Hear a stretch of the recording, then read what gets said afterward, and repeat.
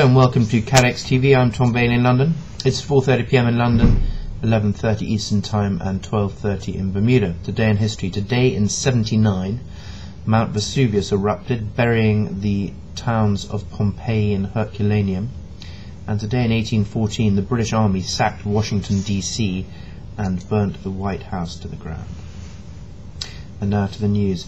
A small passenger aircraft carrying at least 14 people has crashed in bad weather in Nepal. The aircraft was travelling in heavy rain on yesterday, about 50 kilometres outside Kathmandu, the capital, when it crashed into the hills near the village of Sikapur, according to local police chief. The aircraft was flying to Lukla, the entry point to Mount Everest. There were thought to be at least 6 foreign tourists aboard, although their nationalities are yet to be identified. There was one crew member of the Angie aircraft. Excuse me. As we get any further news on that, we will keep you updated. Now to the storm news. We're in the middle of the hurricane season, so we now have our second hurricane of the Atlantic season. As you'll see, excuse me, as you'll see from the map, Hurricane Danielle is in the mid-Atlantic, currently with sustained winds of 75 knots, making it a Category 1 hurricane. It's forecast to move to the northwest and then in a more northerly direction, hopefully bypassing Bermuda. In the next 24 hours it's forecast to strengthen to a Category 3 hurricane with sustained winds of 100 knots. There is a degree of uncertainty about the track that the hurricane is predicted to take, and we'll keep you updated as that develops.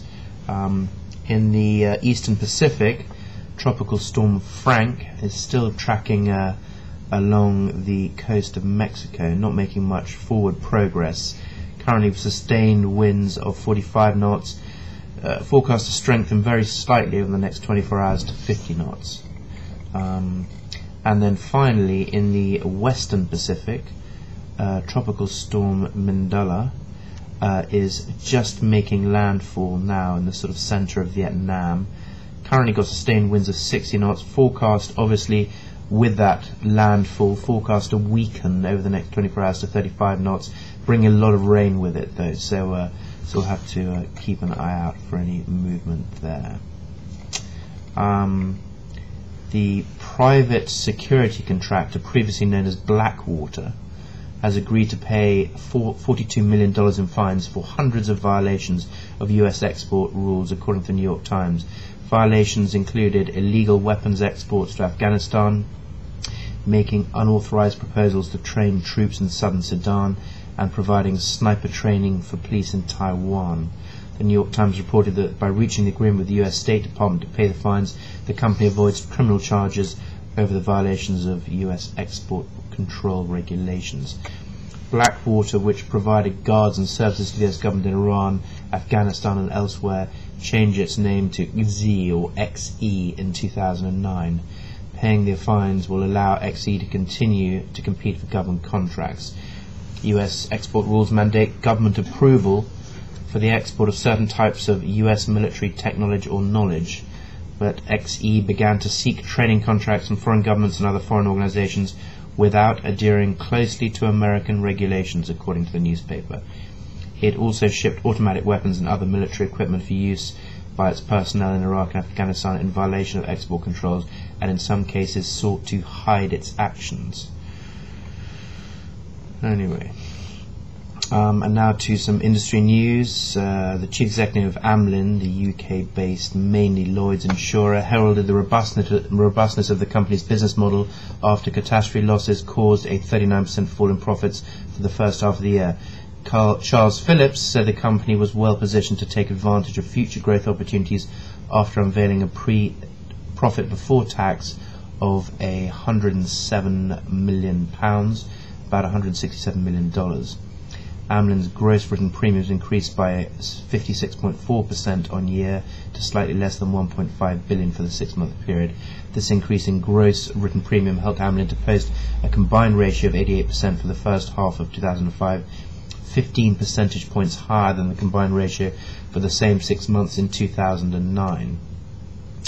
The combined ratio of its Lloyd's Syndicate 2001 remained unchanged over the previous year at 85, although that of Amlin Bermuda increased by 30 percentage points year on year to 83%. The combined ratio for Amlin corporate insurance stood at 100% at the halfway point of 2010, 4 points higher than that recorded for 2009 in its entirety.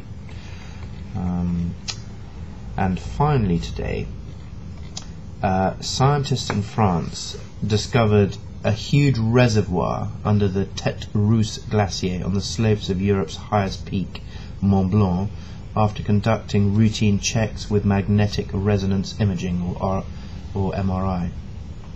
They sounded the alarm last month after finding the pocket contained 65,000 cubic meters. That's approximately 14 million gallons of water, the equivalent to exactly 26 Olympic swimming pools. If the glacier burst, they warned, the water would unleash devastating flash floods in the Saint-Gervais valley below. As the water rushed down the mountainside, it would create a torrent of mud 6 to 8 times bigger than the original volume of water.